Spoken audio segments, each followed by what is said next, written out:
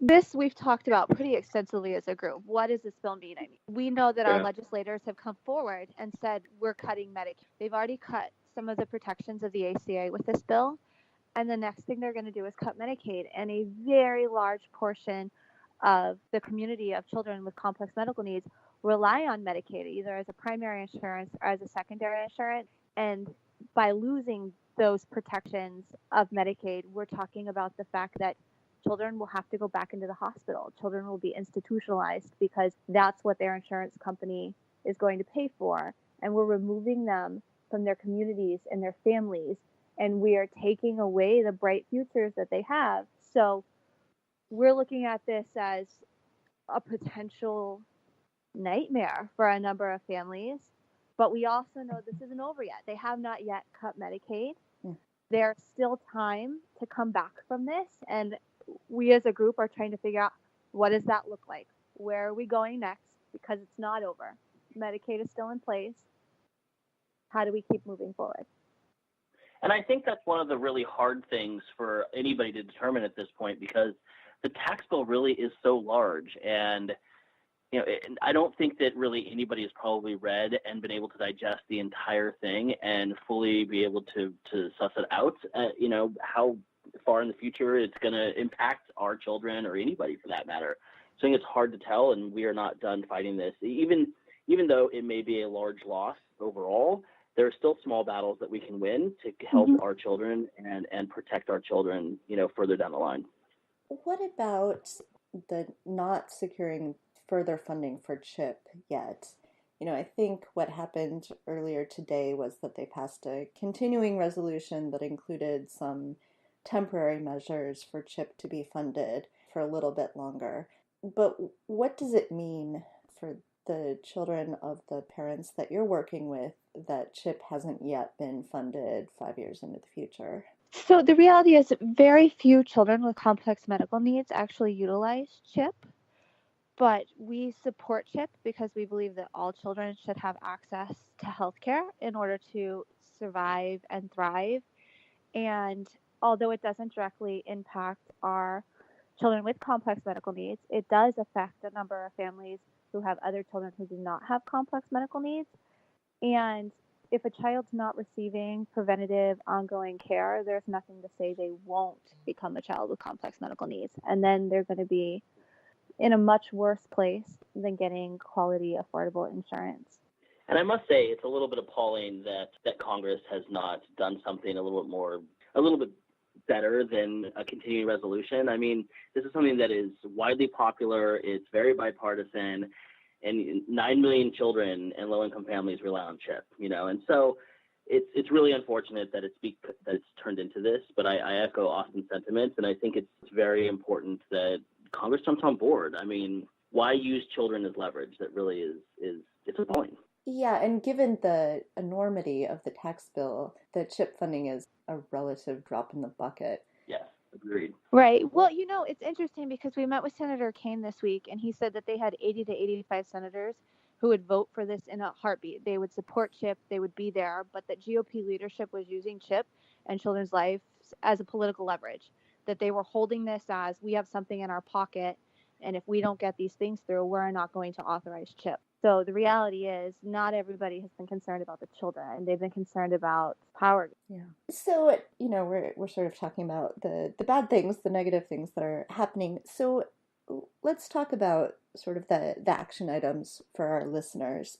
First, for any listeners we have who do have children with complex medical needs, what is the best way that they can learn more about your group and maybe get involved? So I think that there are really several ways. So we are on both Facebook and Twitter at Little Lobbyists.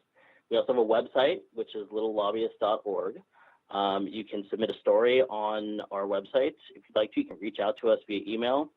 But to take that just a little bit further, if I may, we recommend that people reach out and share their stories, call their members of Congress, reach out to local media, reach out to your local legislators, show up at a rally, write op-eds, do everything that you possibly can to advocate. And we're happy to help people get set up with that or, participate in that process, but you can certainly find us online. And What about for our listeners who do not have children with complex medical needs but are very concerned about this issue? What are the best ways that they can be helpful? I mean, it's really simple. You reach out to your legislators. Tell them that you don't support cuts being made to programs that affect children, whether it be CHIP or Medicaid or in the future education. Reach out to your legislators. Reach out to your family members. Tell your family members in states who have senators who are for changing those programs and ask them to call their legislators and say to them, please don't support this bill. Please don't support this act. We need you to stand behind these children. We need you to protect our children because they're our future. As far as our social media, they are welcome to join our social media groups. I know on Facebook we have a public page that people can follow what's happening in legislation and the government, and we routinely have calls to actions on there.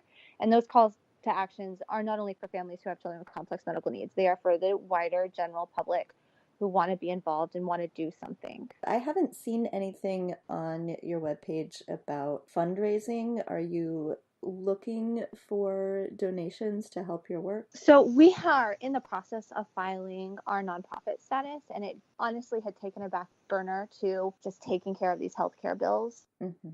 Our goal is obviously to become a larger organization with numerous chapters in different states so that we can help people go to their legislators in their state so that they have somewhere they can turn to locally who can help them in all the same ways that we are at the federal level. People can always reach out to us if they want to participate. After, let's give you an example, after Hurricane Harvey, we put something on our website to collect medical supplies, and we drove them down to Texas specifically to give and hand out to children who couldn't get access to their medical supplies or supplies that they needed because of the hurricanes. So we will do things like that, and there's always something somewhere, somebody that needs help, and we can certainly direct people to where they can either their money or their time would best be served. And if they want to donate directly to us, we can certainly have that conversation. But we don't have anything up on the website yet, so just reach out. And then there's a question that's sort of near and dear to my heart, which is I have 2 children who do not have complex medical needs, but they're very curious children, and I know that if we were to come across a child in a wheelchair or with a trach who they would want to know more. They would want to sort of understand what was going on. What are the best ways that we can teach our children how to interact with the children who do have complex medical needs?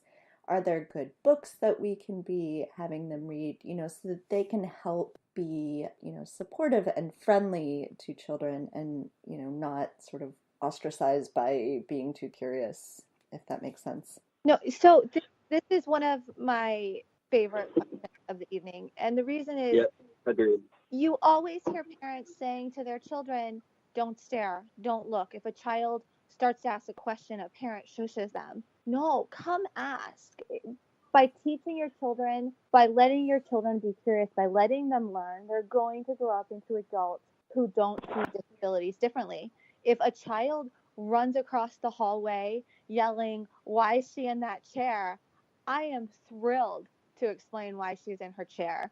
If they want to know why she's moving her hands like she is, I'm thrilled to explain that she's deaf and this is her language and share a couple of words with them. I think that as a society, we want to look the other way.